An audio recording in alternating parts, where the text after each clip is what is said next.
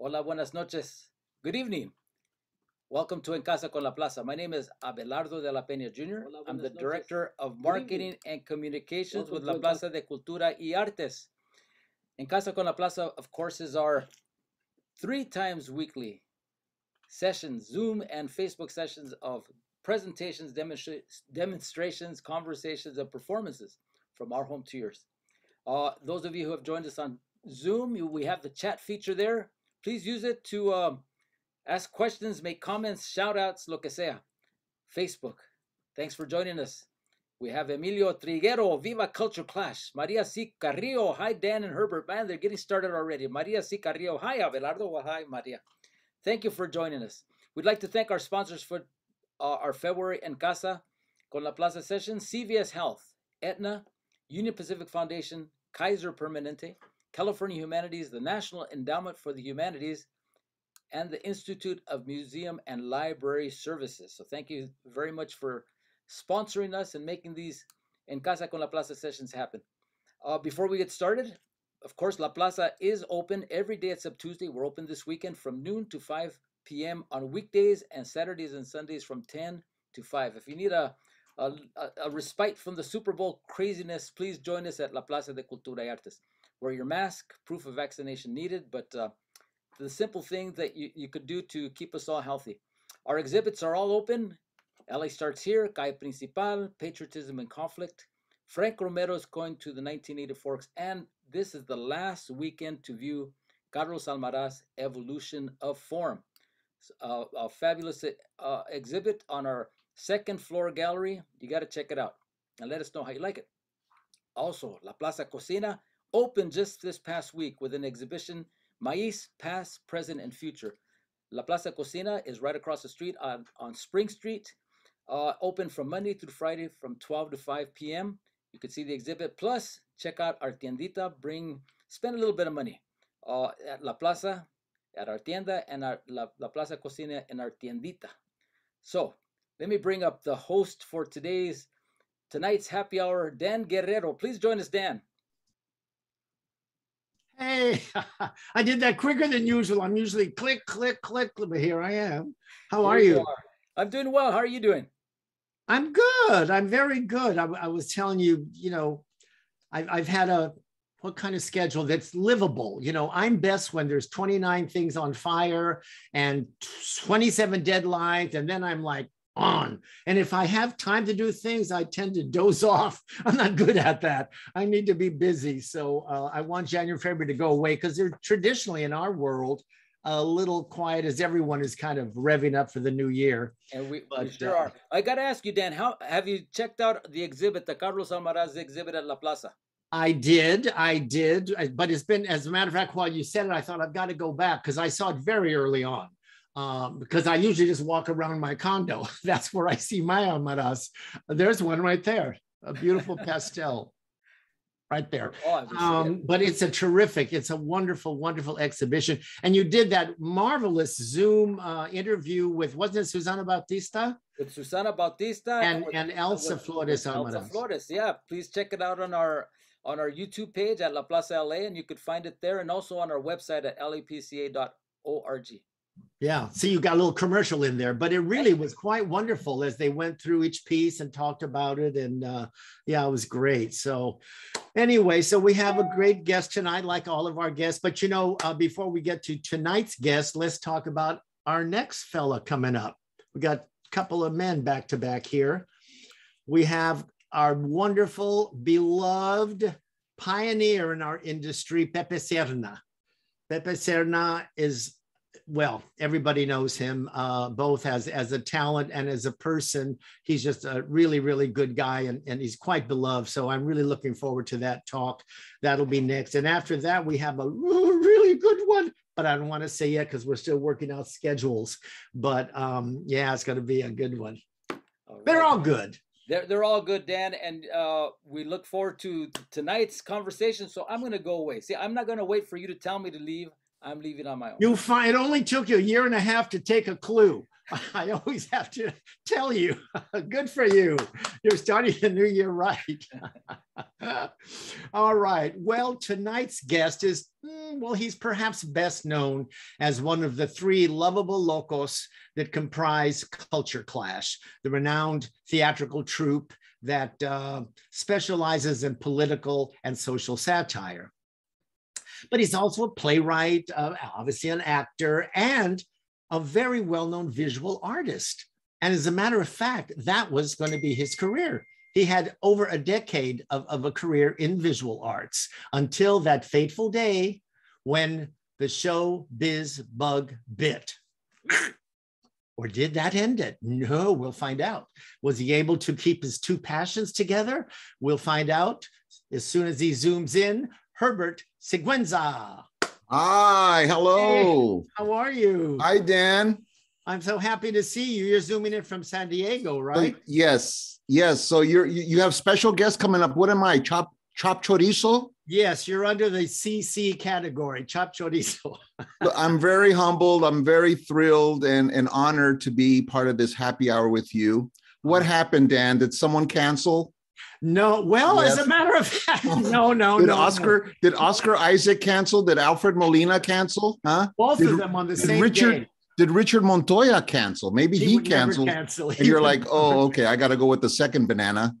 No, don't you? As a matter of fact, Richard Because Rick was Salinas is the third banana. We know that. Oh, you're only saying that because he's not on social media. He doesn't know what's going on half the time. But Richard Montoya was my very, very first guest, and I brought you in a little cameo role. Oh, yeah, I remember that. That's right. And I said, I'm going to have you back for your own show. So it only took a year and a half.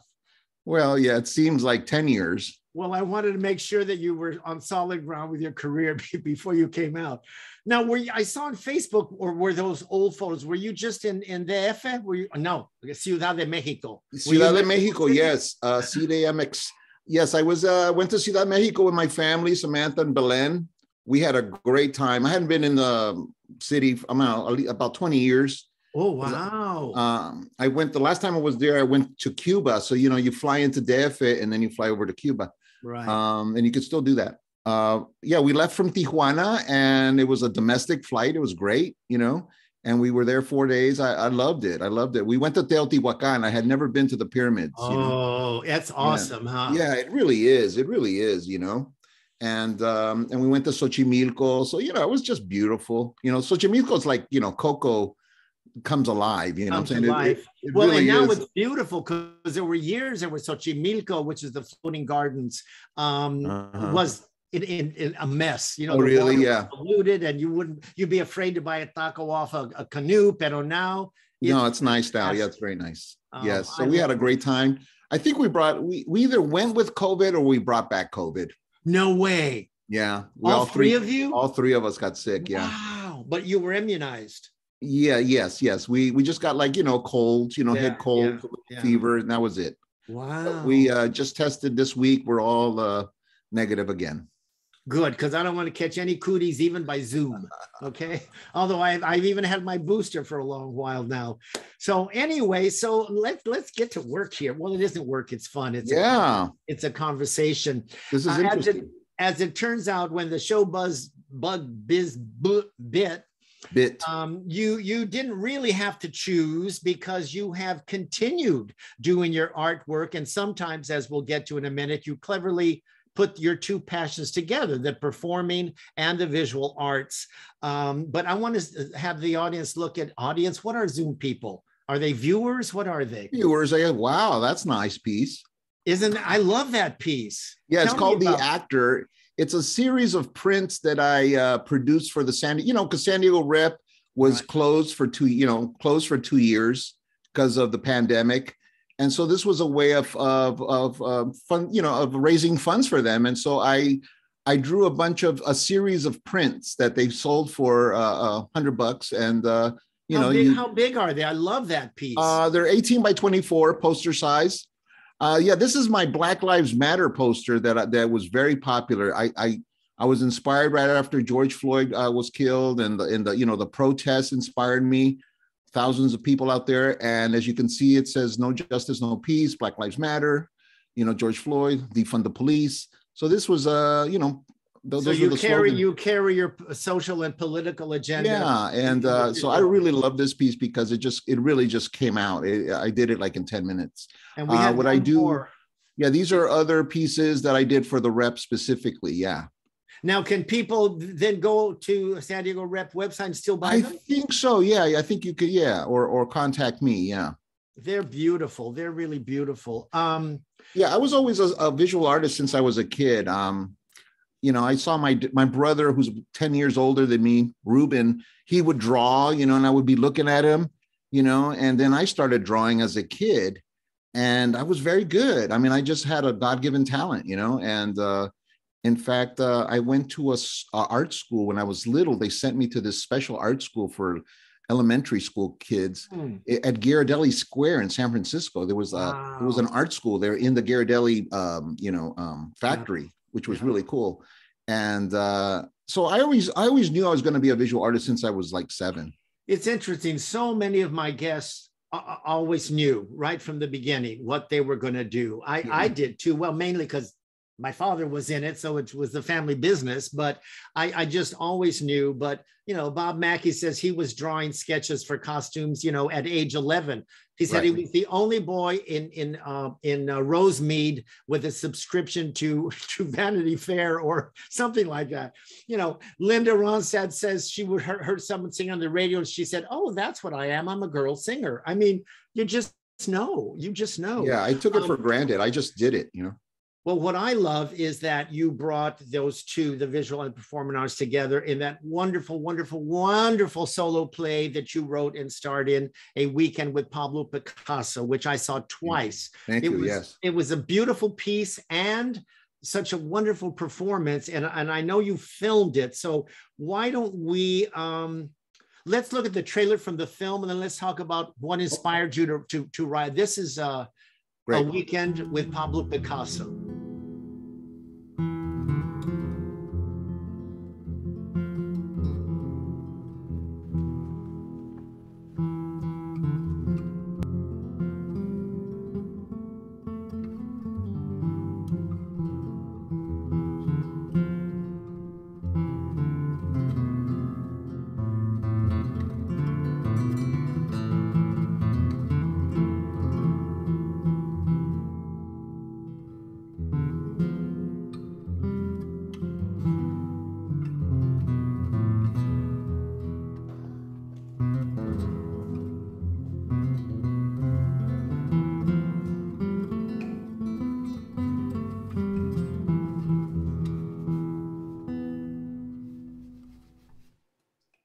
That is gorgeous. Making the leap from a stage to the screen can be very challenging. But what I found so interesting is you opened it up enough to take advantage that it was a film, but it kept its intimacy so well. Yeah, we filmed it at the San Diego Rep. We filmed it on stage just without an audience.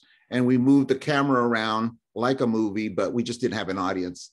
And what was nice about doing the film is that it was really in my bones by then. I've been doing that show for about 10 years now. Right. So I think we filmed it right at its peak, I think, Did you need to change your performance for the screen versus the stage? Little bit? Yeah, I had to tone it down a little bit, because it's so close, right? And I guess that's the big difference between stage and film acting is the volume and intensity, right? It was so gorgeous. I mean, when I saw the film, I thought, oh my God, it was so well done. It really, I know who produced it, but I know you had 2 directors, but where can people see it, or how can they view it now? You know what? They just missed it again. They streamed it again at San Diego Rep.org for 3 weeks. They just ended like last weekend. So it'll come back. Yeah. We'll make it available commercially eventually. But this is a character that, people ask me, why did I do that? Well, it's a character that I was meant to play since I was a kid, But, how so? I was 70, like I said, I was an artist already. And I went to the dentist with my mom, 7 years old. And you know how they have books in the lobby, in the waiting area? Well, there was this book by Douglas Duncan called The Private Life of Pablo Picasso. It was a book of photographs and of his life. You know, the guy had 6 months. He had 6 months with Pablo Picasso in the south of France, taking pictures of him bathing, eating, painting, of course, playing with his kids, his goats. And I just thought this man was fantastic. I told Mama, when I grow up, I want to be this viejito, you know, because he had no shirt on, he had chonies on, right? And she said, no, está loco, es Picasso, you know, he's not good, you know, he's está loco, he draws terribly. And I said, no, he's great. I love his lifestyle, right? I said, I want to grow up to be him. And I guess I did, you know, because that was always in the back of my mind. So when I turned 50, I went to the San Diego Rep and I took the book and I said, I want to write a play about this book, or about Picasso at this time of his life when he was 76. And sure enough, I did. And a year later, I was workshopping it at the San Diego Rep. And then it toured. Oh, I'm sorry. I'm saying he spoke to you, seeing that book. He's, you know, Yeah. who else absolutely revered Pablo Picasso as a person? I don't know how he felt about his art, but just like you, who he was is Carlos Almaraz. I'm not sure. He was the ultimate artist. I mean, he was a problematic man, but who wasn't, you know? Rivera was, Siqueiros, you know, all those guys from the 20th century were, you know. Well, you got to be a little local to be an artist. Yeah, local, right? And but you know, Picasso left us so much beauty. I mean, he's so prolific, and his lifestyle. He would work every day. You know, every day he would work on something. He was a workaholic, and you know, I think that's really inspired me. I try to do something creative every day, and that's why you see sketches on Facebook, or you know, if you follow me, you'll see a sketch every day because I have to do it every day. Something. If you go to my Facebook page, my picture is a sketch you did of me. Yes. I sketched you. Yeah. Let's talk about the residency at San Diego Rep, because I know you started a 3-year residency in 2016. But you just said that you went to them with the original play. That was 10 years ago. Did you already have a relationship with them? No, I've had a relationship with San Diego Rep for like 30 years. How so? In fact, Sam Woodhouse, who's the artistic director there, is retiring this year after 46 years at the helm. Wow. And he was, you know, San Diego Rep was probably one of the only regionals that produced, as you know, Latino plays for a long time. You know, they were really ahead of the curve, you know. They did Zoot Suit. They produced a lot of, they had a long relationship with Luis Valdez, Culture Clash, Rick Nájera, who's from San Diego. And, you know, we've been at the Rep at least 12 times, you know. So them and the Taper and the Rep are probably the theaters that have hosted Culture Clash the most. So we started our first regional theater run there at San Diego Rep in the early 90s. Culture Clash you're talking about? Yeah, so, you know, once you get in the system, right, then everybody wanted us at their regionals. But it was San Diego Rep that gave us our first opportunity. So I've had a long relationship with them. And then we applied to a Andrew Mellon grant, Playwright-in-Residency, National Playwright-in-Residency program, which is a great program where they embed a playwright into the leadership of a theater, you know, because, you know, a lot of theater groups, you know, they meet about art, they talk about plays, but they don't have an artist, a playwright there sitting with them saying, hey, why don't we do this, you know? And so this was a really great opportunity to be part of the leadership of San Diego Rep, helping select the plays and whatnot, and also writing plays for them. I was going to ask you what exactly, because artist in resident, you know, an actor, you know, they do plays, and I thought, what is a playwright? I mean, would you get commissioned to write plays? Obviously, the idea of the film came out of that residency, I would assume. Exactly. Yes, exactly. Yeah. Well, they don't have to commission me because I'm already getting paid, you know, a monthly, you know, salary. So whatever I write, they kind of get first refusal, you know, and if they don't want to produce it, then I can show it to another theater. To the taper. Take it to the taper. So, you know, I'm always creating something, whether they're going to use it or not, you know, but luckily they've produced all the plays I've written under that residency they've produced. So they've produced probably a play per year there, which is really unusual. So Cantinflas was there, and Henry. No, Cantinflas was not there. That's one of my oldest plays. Yeah, That was my first solo venture outside of Culture Clash. Do you now have, you should revive it or something. Remember that I asked you to do Cantinflas when we honored Gloria Molina at some event, and I think that was the last time I did him. Oh, but you were unbelievable. You tore up the place, just ad-libbing and ad-libbing. Yeah. He's Cantinflas was another big 20th century man that I admired. And so, I did him first and then Picasso second. You know what I'm saying? So it's these individuals that have inspired me that really it's all connected. Let's get back to that. You really did start, you expected to be a visual artist and you got your BFA in printmaking and tell us what happened. I mean, I think I was working at La Raza Silkscreen Center, which was at a very important community arts center. That's right. There you go. Yeah. Here, we got a couple of photos. This is you see the guy that looks like Che Guevara on the left? Second from the left. Yeah, that's me. That's me. I was like 18 there. Wow. I was 18 and I was a volunteer. And then that's the whole group. And see the posters in the back, those are silkscreen posters that we did for community agencies. They would come in and we could do, 2-3 color posters for at cost. So this was a way of getting images out there. So that was really a fun time. So I was there for like 10 years. I was there for 10 years. And you were the director there for a long time. Yeah, not the director. I was just one of the leadership. And when did you do this mural? I love this mural. Tell me what it's titled and what it's about. Let me see. Oh yeah, that's right that's on Bryan and 24th with Galeria La Raza, which is a very important art center in San Francisco.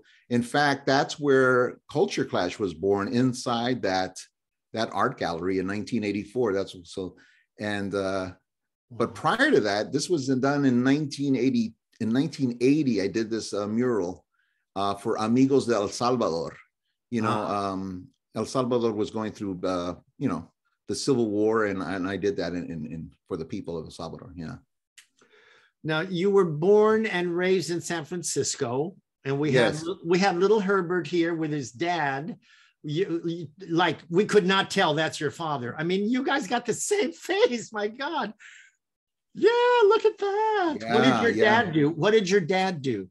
Well, my dad, he was, my family is upper middle class from El Salvador. Let's just be honest. Uh-huh. They had coffee plantations. They weren't the 13 families. They weren't, huge, but they were, they were an old family from El Salvador that had coffee plantations and whatnot. And that's what my dad did. He would run our farms down there and whatnot. But, as a young man, he got bored, and he came up when he was in his 20s. He came up to New York to venture around with his other cousins, and they enlisted into the Army. They enlisted in the Army. My dad is a World War II veteran for the U.S. Army. Good God. And then he became a citizen. And then he went back to El Salvador, had my brother Ruben in 48.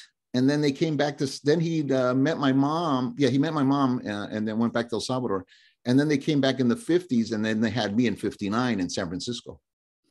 That's the year I graduated from Garfield. I hate to tell you. I just turned 63. Oh God, you're a teenager, Herbert. You're a teenager. Well, I call you the Chicano Betty White. I mean, you're ageless. I'm just chugging along, still trying to break into show business. That damn bug. It doesn't. Now, if you don't mind, I'm going to have my first shot of. Oh yes, I should toast you. What do you got? Yes, I have Don Fulano Blanco. I really love Blanco tequilas. I'm a real connoisseur.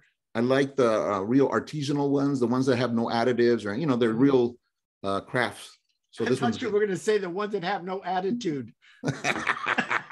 No attitude and no attitude. Yeah. So here's to you, Herbert. Here's to all your many careers. Here's to Thank you. Oh, now you yourself went to live. Well, you didn't go by yourself, but I'm saying you went to live in El Salvador for a few years. As a kid, that must have been, pardon the pun, major culture clash. How old were you? You're right. I went back in 68. I was 9 years old. Wow. And I didn't even know Spanish. I grew up as an American kid. Yes, I was, yes, that's right. that you don't know, you don't know you're Latino. You're just a kid, right? You're an American kid. I grew up like Wally and the Beaver. That was, I thought, the Beaver was my I always thought the Beaver was Latino, didn't you? Because he had black hair. And he looked like me. I had black hair. I was chubby. And then I went to El Salvador. Yes, major culture clash. Major culture clash. Yeah, yes, that's me on the left again, second to the left. I recognize you right away, right? When I said, "Isn't that you?" You said, "Yes." And those are kids from El Salvador. We had a little gang on. This was actually San Salvador. We lived in this barrio with tons of kids, and those were great times. But this was late '60s, and major culture clash. And I think that's where two things happened. I learned Spanish, which was great, which really opened up my whole way of seeing things. I learned Spanish well, and I also saw a third world country, the poverty, for the first time. You know what I'm saying? Like really saw, okay, this is a third world country. Yeah. This is how things operated. It's not like the United States anymore, right? Yeah. And then I started seeing real poverty in the sense where people were now starting to like rebel, against the government because they were just fed up, right? And so I started seeing the rumblings of the Civil War when I was there, in the early '70s. You could sense the tension that something was going to happen. And sure enough, in 1978, the Civil War started in a sense and that's when we left again. That's when I came back to San Francisco. And you were in your teens then. And what happened to all the plantations and your family? Did you lose? They've sold, people have died, my dad died, his brothers. So it's all sold. It's all sold now, it's a memory. Yeah. But I grew up in the farm and the plantation. It was awesome. I had a great time. Once the shock was over, it had to be a wonderful place to be a kid. Sorry. Oh, there goes my no. But this is what happened. Like I said, I was an upper middle class kid. So, I would have dinner, I would have steak and frijoles and arroz. And then I go see my friend's house, the little kids I would play with, and they would only have, frijoles and chile. Right. And as a kid, you're going, well, why am I eating steak and he's eating frijoles, right? So that's where I got my political upbringing. That's where I really discovered that life wasn't fair, and that governments weren't fair, and the economy wasn't fair. You know what I'm saying? They were working twice as hard as me, and yet they ate less. So I was always like, well, something's, that's not right. So that's where I got my political, awakening, and I never forgot that. That's the perfect word. And you've not forgotten it, and you still use it in your work. Yeah. Your work. Yeah, it's just big real. I haven't changed really. You know how people like, they were radicals in the Chicano movement. Right. And now you look at them and they're like, nuns, Republicans, or like almost, I know. You know what I'm saying? They're like, they have no passion, no, they don't care about, immigration or anything. They just want to, barbecue on the weekends. But no, I basically, I'm the same kid. I'm the same teenager from La Raza Silk Screen Center. I have not changed my politics at all. And so you're teaching Belen at the dinner table. Is that right? She, you know what? She's smart. She sees it. She sees it. She went to Mexico and she started seeing like, oh, okay, this is not the United States anymore. This is different. She started seeing los indios, begging. Why are the indios begging? And these people are walking around with Gucci bags. Like, she saw that. I don't have to even tell her, That two worlds. I was 11 when I went to Mexico City and we were at the Regis and Reforma and fancy and lovely. And then everyone was begging for money. And it was my first, and it was shocking. Now, of course, that's the United States as well. Yeah, now it is. Yeah. Yeah. But at that time, you're right. It's shocking. As a kid, you're not stupid. You can see what's going on. Yeah. So I never changed. And what happened so I started theater in San Francisco. I went to art college. I went to arts, California College of Arts. It was called California College of Arts and Crafts, which is, you know, when you say crafts, Did you people make think little baskets out of toothpicks and ice cream sticks. No, but the thing is that this college was founded in the turn of the century, you know, when crafts was a movement. You know, the crafts movement was a California, you know, woodworking and, you know, high art, right? So the name doesn't translate well now. But anyway, I went to that college, and while I was in college, a guy named Rodrigo Reyes in San Francisco was forming a theater group called Teatro Gusto, and he wanted to do a play in Spanish. Oh, and wow. And luckily you had just learned it. Exactly. I knew Spanish. I knew Spanish very well, and we started performing.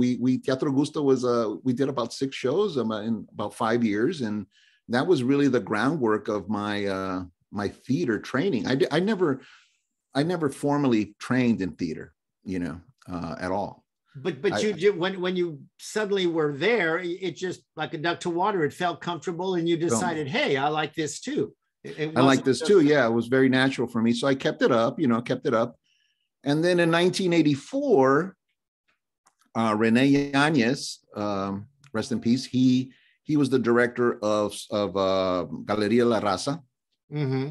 And he was bringing Asco up into San Francisco. He's bringing performance art to San Francisco at his gallery. And then he had a crazy idea to do a Cinco de Mayo comedy fiesta. Right? Cinco de Mayo comedy fiesta. So he just called people that he thought, you know, would be funny and, you know, shock people. So he called Richard Montoya from Sacramento. He called Marga Gomez, you know, the comedian, Monica Palacios, Jose Antonio Burciaga, the late Antonio Burciaga. Yes. And then he called me saying, hey, I'm going to need a MC. Would you like to MC? I'm going, it's a comedy show. I go, yeah, I'll do that. That sounds fun. And, you know, what I did that night was I MC'd it, but every time I'd come out to introduce the next guest, I would come out as another character. Like I would take on a character. And so that kind of became my calling card to do characters, you know. This is the original group. I see you're always on the left. What the fuck is that about? Well, I'm always on the left. And Richard, with the same toot he has in his photos today, God bless him. We love that boy. Marga, Monica, Rick Salinas, baby. and Jose. This was taken in 1985, a year after. Wow. Comedy. We were Comedy Fiesta for a year, and then in 1985 we turned into Culture Clash. And then the women left in 88, and then Jose Antonio Burciaga left in 88. And the three of us have been together since 1988. That is amazing. We have a photo of Carpa Clash that includes our beautiful Diane Rodriguez. Yeah, this was a great piece. This was the first piece we did at the Taper, our first run, 1992, I think. And there's Diane Rodriguez on the left. Yeah. And Marga Gomez, we brought back Marga Gomez. She's in the middle there. Yeah. Wow. This was a cool piece. Directed by Jose Luis Valenzuela. Yeah. We had a long relationship with him for a while. Isn't it wonderful, the little familia that we have here in LA, that we've all been a lot of years now banging and doing it. But, you know, I want to back up a little bit. Tell me about the Mission District, because at that time, because I mean, it was very, well, you tell me, because it sounds fantastic. The Mission District was fantastic. It was amazing. From, like, you know, in the 70s, it was really the mecca of Latino art. You know, if you were a Chicano artist, you were a muralist, or silkscreen printer like me.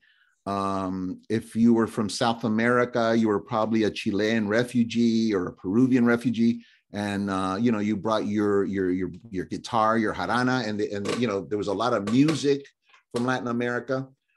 So there was a lot of art, and a lot of liberation movements were happening at the same time. You know, you had Chile, you had El Salvador, you had Nicaragua, Cuba.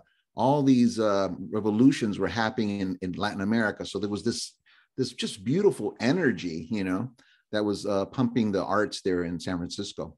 And it was so cheap to live there. You know, we call them flats there. You know, when you rent a whole floor, it's a flat. Mm-hmm.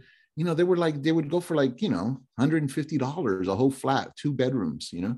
And so artists could live and work in San Francisco, in the Mission District, you know, where has probably the best weather in San Francisco because it's in a little valley, right? So everybody wanted to be in and you know, the food was, you know, great. We had burritos and, you know, the greatest burritos. So it was just a really good place to be. We, you know, talk about familia. I made a lot of familia there. But over the years, you know, everybody got priced out, got older and just left, you know. Now there's none of that. That's happening everywhere. As we know, Boyle Heights is up in arms about it now. Yeah. Echo Park, it's true. It's gentrification. But it's really a great, there was lowriders, you know, on weekends. It was just a great time to grow up there. Yeah. It must be very different today then. I mean. Yeah, no, it's very sad. It's like in the daytime, you see Latinos come out, you know, and they're shopping in their little stores. But then at night, it's just, you know, white hipsters come out, you know, to their clubs and, you know, to their bars and you know, they're mean, you know, they don't know anything about the neighborhood or the history of the neighborhood, you know. They just come in, you know, they're coming in from, you know, Midwest or wherever, you know, to work for Google or, you know, they just have no idea what that neighborhood meant to us, you know. It's like Greenwich Village in the 60s and 70s when I was there, and it was the best. And now I don't even ever go there. It's just like it feels, Jersey it doesn't have the, and it's not, it's all gone. All that, as you're describing, the artists that could live cheaply and all gone. You know, a studio is, you know, $1 million. It's it's a bad thing. And that's kind of where we grew up. That's where Culture Clash was founded, but we left right after. In 80, we were founded in 84, but in 1991, we moved to LA, you know, because we did the mission at LATC on 1990. And then we found such a big audience that we said, man, let's just move to LA, you know? Yeah. And then in 91, we did A Bowl of Beans, and that was a life changer, as you know. A Bowl of Beans really got us, you know, discovered by, you know, and just PBS, they did a PBS special. Did a PBS. It was going to be on HBO, but I won't talk about that. But no, yeah. Anyway, but it was you know, but you know, A Bowl of Beans was a classic where it really cemented our legacy in LA. You know, it just really cemented us as Bowl of Beans, Beings. Yes. And you can Google it on you can see it on YouTube, the whole thing. Yeah, there's a good version of it right now. Fantastic show.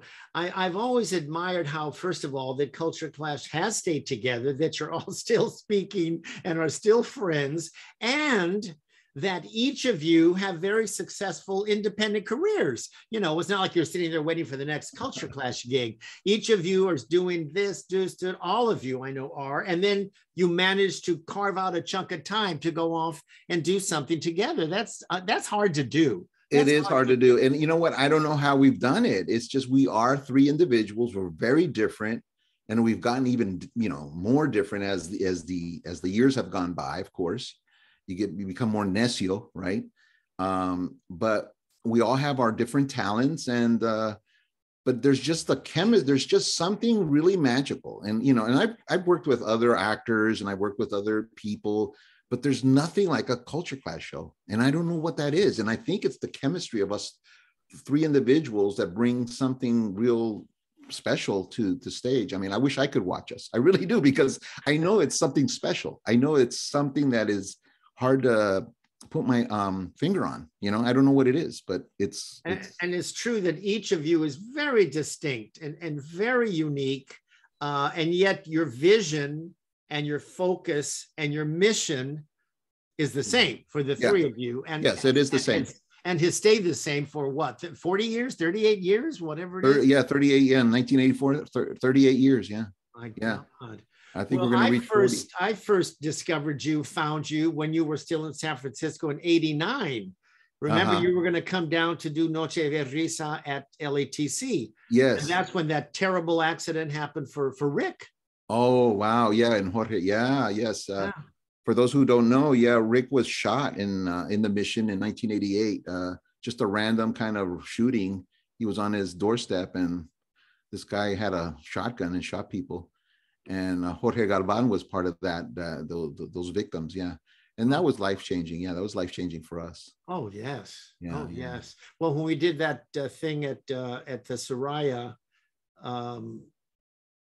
what about Die Laughing, the political thing we did. Yes. And Rick wrote a piece about that, as the press would call it, incident. And he revived it that night, didn't he? He said, Yeah. He hadn't done that piece in 20 years. Yeah. Because we were building everything against the Day of the Dead. That's why. Yes. Yeah. Yeah. I really thought we lost him, you know. He's a miracle man. He's a miracle man. And so when he came back, literally to life, then we decided, you know what? We got to go to LA. We got to like conquer the world, and we've always had that energy behind us. Yeah. I know you've been working on a musical, Birthday. What is it called? Birthday? It's just called Birthday. Yeah. And what is that about? Because that reminds me of what we're talking about right now. Life and death, right? Birthday is about people who come back on their birthday they've been dead, and certain people come back on their birthday for 24 hours. I mean, imagine, if a lover or your husband comes back for 24 hours, what would happen, right? What would you say? What would you do? And you see them? I mean, you actually see them? Yeah, they come back. They literally come back physically. And so you have to, interact with them. Wow. So, you know what I'm saying? Like, and, they wouldn't that, yeah. So imagine that's a musical. And I'm working with this guy, Mark Spiro. He's a great rock producer, and the music's fabulous. But it's a dark musical, and it's just hard to sell. So I haven't been able to produce it yet, but I will. I think I will. And when it gets produced, I think it's going to be, a game changer. It's the concept. You've heard it here first. Watch out, Lin Miranda. Yeah, that's right. You should team up with him. That's what you should do. It's hard to get a thing produced. That's what's great. That's all you've done. Well, when it's ready, you got to show it to your San Diego rep people. They do everything that you do. Yeah. Wow. I've been very fortunate. My solo plays have been produced, and I got to credit Culture Clash. All those years with Culture Clash writing collectively was a foundation for my writing style. If you see my plays, you'll still see a lot of Culture Clash in it. Like there's always comedy. Sure. There's comedy, there's social satire in it. That's always going to be a constant. Mm-hmm. You guys just got back from a university somewhere. Weren't you? Yeah, we went to Butler University. We hadn't been together. We hadn't performed in 2 years.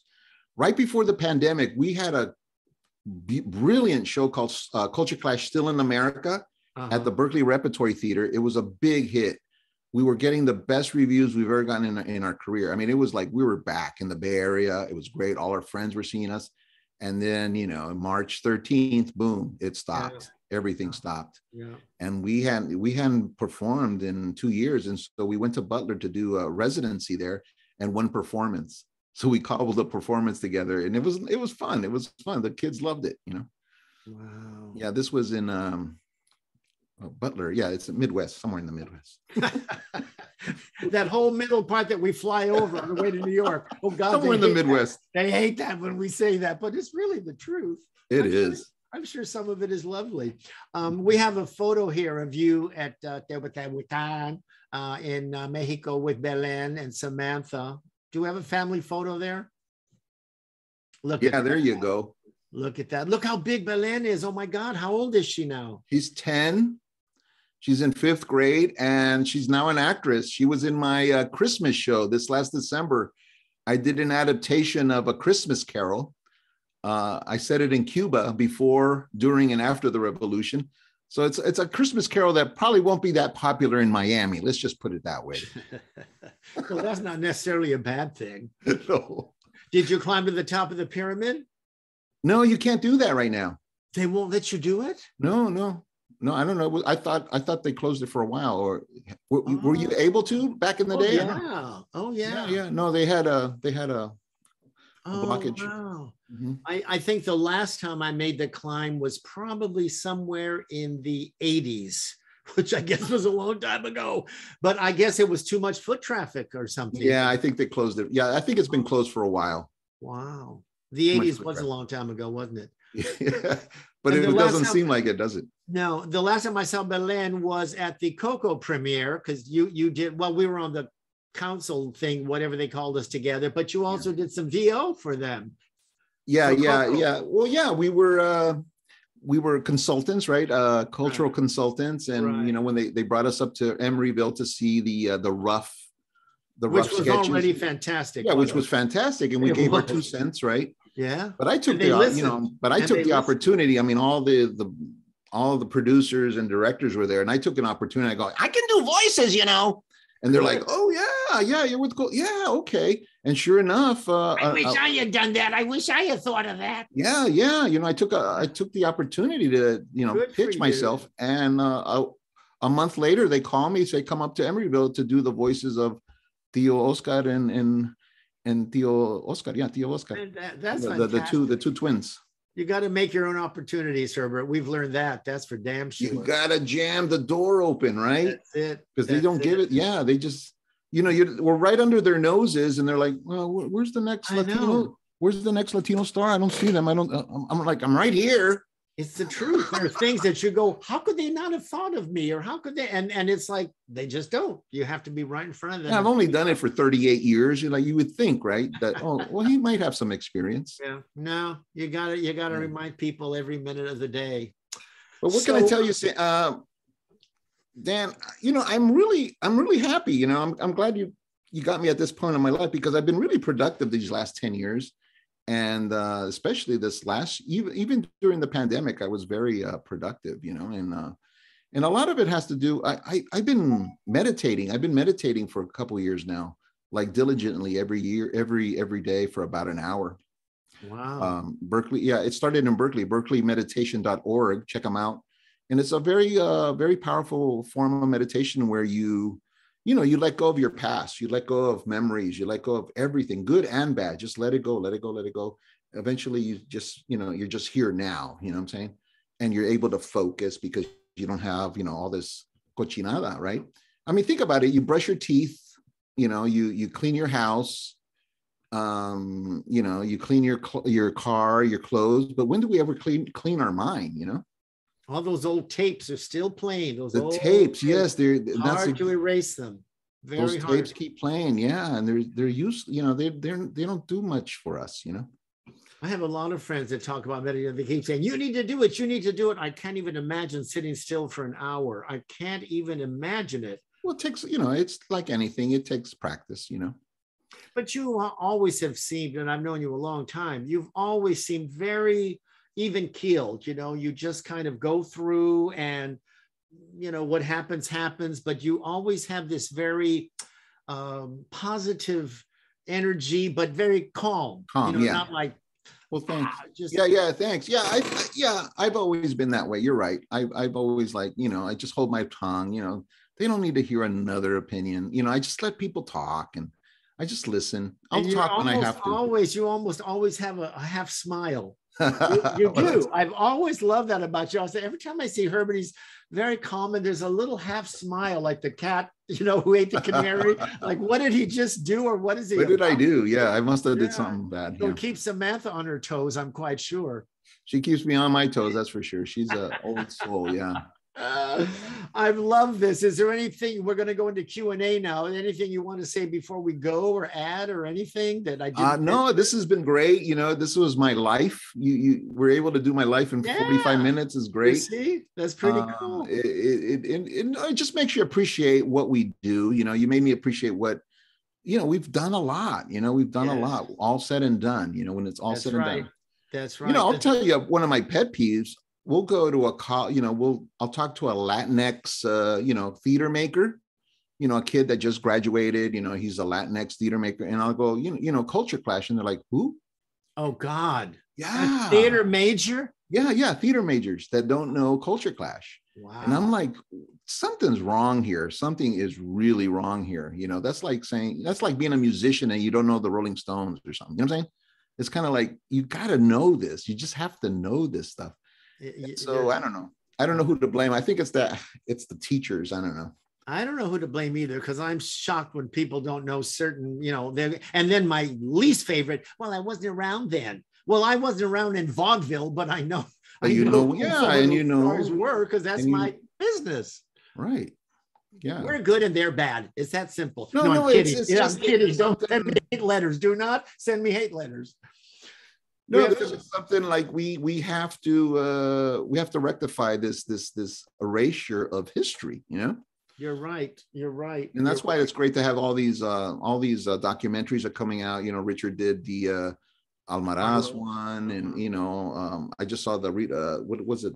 Rita Moreno. Rita Moreno was so good, so revealing. I didn't know she had, you know, suffered so much. You know. Oh yeah, she had a tough time. Yeah. She had a tough time. Good. These are our pillars that we have to look up to. They are. Those are the people that we stand on their shoulders. For God's sake, we owe them. Just as someday the next generation is going to owe something to our group that's been around all this I time. hope so. And that's why it freaks me out when a theater major doesn't know who Culture Clash is. They're like, what? It's important we know our heroes. I mean, and to tell our stories, because as we all say, if we don't tell them who is, no one will. We have to. Well, we're still, you know, are you still performing or? I'm going through my Mitzi Gaynor phase, because ever since I filmed Gaytino, you don't have to screenings, and then I walk on, I sit in a big chair, I answer questions. It's a lot easier. Yes. Because you know what? It wasn't doing the show, and you'll know because you've done solo shows. I could do the show anytime, but it was schlepping cross country. The next day, 8 hours on my feet in a tech. Next day, a run through performance, flying back. It's too much work. No, I'll do Picasso, but they have to be runs. I didn't do one-nighters. No. Too much work. Too much work for a one-nighter. It's too much work. But I hope that Picasso film gets available or streamed, because it's fantastic. It's just fantastic, Herbert. Thank you so much for sharing time today. Let's toast each other again before we get into Q&A. What do you got, Abelardo? I want to pitch another movie, a couple movies. 57 Chevy. We did with Rick Salinas. I co-directed that and Chris Franco. Yeah, and the Chavez Ravine series was really nice that the Center Theater Group produced for us. That's right. And Richard edited and directed it with Lisa Peterson. I really like that stuff. Yeah. Good. All right. Abelardo, what do we got? Both of you, salud. Salud. Do we have any? Did people fall asleep? No, of course not. I get Dan has made sure I keep on my toes. So I'm gonna go on the chat here too. Let's see. These so great. Okay, the BLML poster, the Black Lives Matter poster is awesome. Very leger. Yes, I agree. Cantinflas was so great. Manifest Destiny was so much fun. A bowl of beans. There it is. The YouTube link that Abelardo put. That's a good version of it. Right. And they can see the whole the whole thing. Yeah, the whole thing. Fantastic. Yeah, I posted it there on the chat and also on the Facebook. So as soon as this is over, go ahead and click away. We have a question here from John Echeveste. I have, let's see, I saw a reading of your play on Californios at LATC a while back, and it was wonderful. Any plans to bring it to the stage? Yes, that one was called the Sick Californio, and that became Manifest Destinitis. Yeah. And it was produced at the San Diego Rep in 2016. It hasn't been done. It hasn't been done after that. I think it's a great play for to bring to LATC. So John Echevestes, you have he has pool. He has pool. Yeah, I think it would be a great play for the ensemble there, the Latino Theater Lab. All right.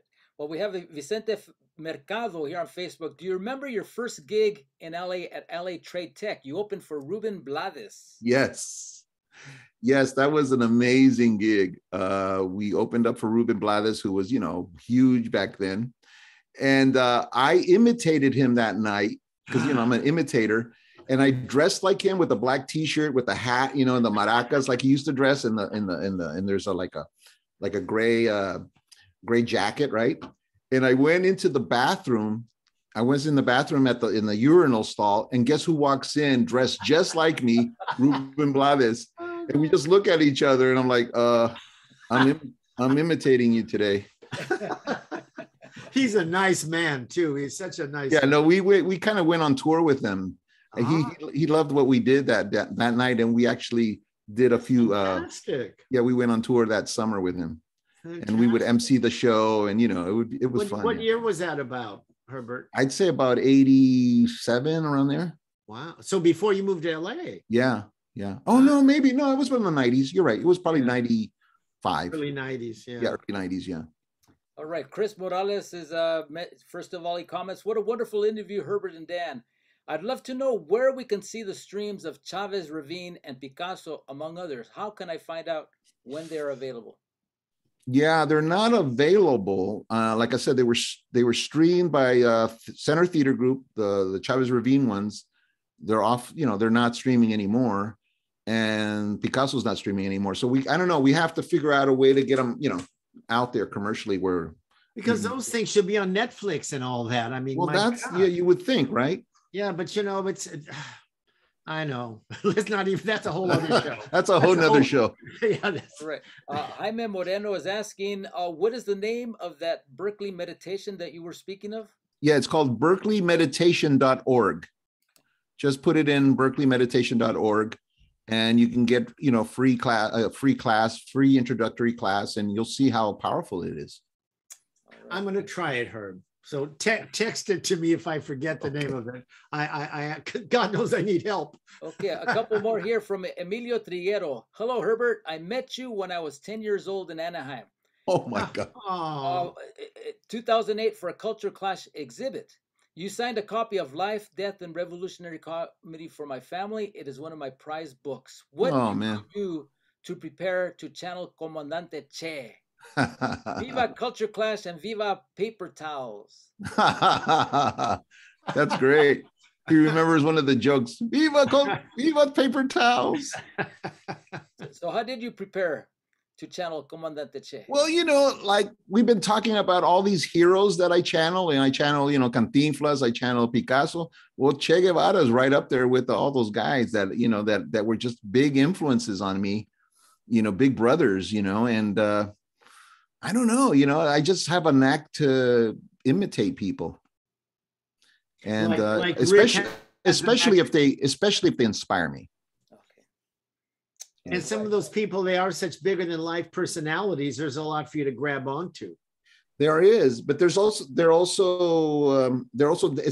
dangerous because people love them so much, right? So you got to do a good job, otherwise people get on your case, But I remember when we did the Return of Che Guevara in Berkeley. In Berkeley they take their politics much more seriously than us. We did when we first did the Return of Che Guevara, they wanted to kill us there at La Peña in Berkeley. They just wanted to kill us because they said, "How dare you bring El Comandante back and make fun of him?" My God. Wow. Yeah. It was funny. Well, one last question here, Jaime Moreno. Question we all have: when are you guys performing in LA again? We don't have plans. We do have plans to perform here at the San Diego Rep in June of 23. But I agree. We want to perform in LA before that. So stay tuned. Well, things are opening up. Did you say that was Javi Moreno? No, Jaime. Jaime. Oh, Jaime. Yeah. Oh, Jaime. Yeah, Javi is a good actor. Wonderful actor. That's who I thought it was. Wonderful actor. Yeah, things are opening up. So hopefully. Oh yeah. Things are opening up. We'll come back. Yeah. All right. You're like Cher and Cucarachas. You can't get rid of culture clash. I think we're going to make it to our 40. I really do. I'm sure you will. Look, well, it's 2 minutes away, for God's sake. 2 minutes away. It is. It's a pandemic away. It's a surge. It's a surge away. That's right. That's right. Everyone's coming back. Is that it, Abelardo? That's it. We're almost at the hour. We really appreciate you joining us, Herbert, and Dan, of course, with your insightful questions. And thank you, Herbert, for opening up like this. I mean, I've been a big fan myself. I've been able to see a few of your performances, Radio Mambo, and others. So thank you so much for joining us tonight. Thank you. Thank you, Herbert. We all love you, as you know. Thank you so much. Thank you so much, guys. Okay. Well, bye, everybody. Bye, everybody. Before you go, let me just tell you what's going on coming up on En Casa con la Plaza next Monday, Valentine's Day. Love and Chocolate with Maite Gomez Rejon from Art Bites. Celebrate Valentine's Day with Maite as she demonstrates the baking of flourless chocolate cake. Yum, yum. On Wednesday, February 16th at 7 o'clock, Herbert was talking about meditation. Dan wants to check it out. We're going to have Rosa Maria Segura, the director of Insight and Action. She's talking about mindfulness, which is a type of meditation which involves breathing methods and more. She'll be here on February 16th at 7 o'clock on Zoom and Facebook Live. And then finally, next I'm going to Friday, go. February 16th, February 16th? Yes, I'll send you the link so you can Okay. All right. Bye. just listen, and then she'll tell you how to get involved with Insight and Action, which is based here in LA. And just put the berkeleymeditation.org link on your chat. All right, thank you. I'll do that, and I'll put it on the Facebook side of things here. And then finally, next Friday, we have Giovanni Blanco, musician and filmmaker.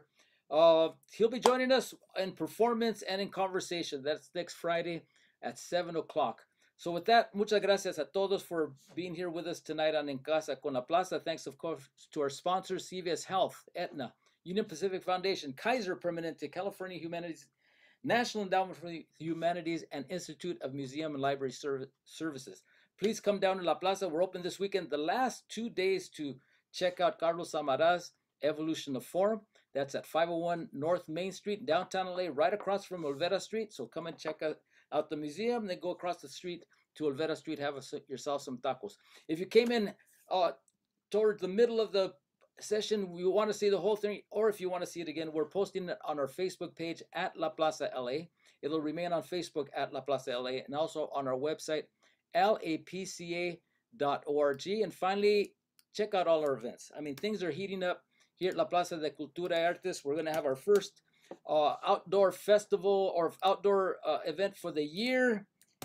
Let's see, in a couple weeks, on the 24th, the documentary screening of Man in the Middle, story about Ruben Salazar. So check out that documentary along with the director.